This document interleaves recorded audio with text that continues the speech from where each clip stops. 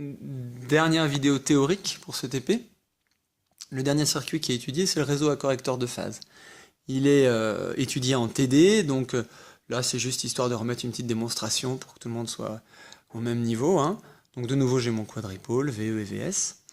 J'applique un pont diviseur de tension, donc de nouveau, mais cette fois-ci je prends l'impédance équivalente de l'ensemble ici, fois VE, sur R1 plus R2 plus 1 sur JC oméga, et ça c'est égal à VS. C'est ce qu'il y a décrit ici.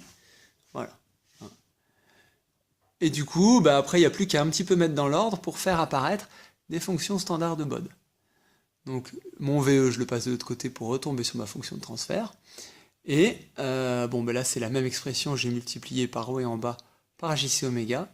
Et là on voit apparaître deux fonctions particulières. Vous voyez en haut 1 plus JR2C oméga, donc c'est 1 plus J oméga sur oméga 1 avec oméga 1 qui est égal à 1 sur R2C. Et en bas même chose, sauf que oméga 2 c'est 1 sur R1 plus R2C. Donc finalement on s'aperçoit que notre fonction de transfert c'est le produit de deux fonctions standards de Bode. D'accord ? Donc, puisque c'est le produit, on va pouvoir, pour tracer le gain, par exemple, additionner le gain de la fonction de transfert 1 avec le gain de la fonction de transfert 2. Même chose pour la phase. C'est ce qu'on fait après. Alors, on remarque que oméga 1 est plus grand que oméga 2, c'est sûr, hein, si on regarde ça, je divise par quelque chose qui est plus petit, donc c'est plus grand.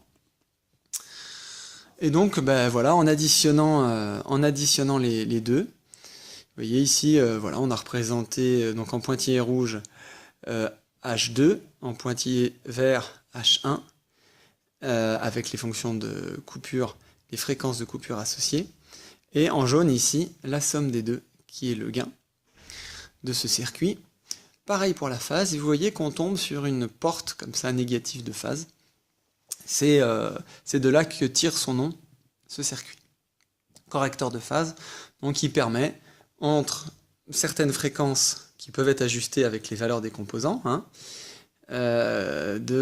avoir entre ces fréquences un retard de phase ajustable.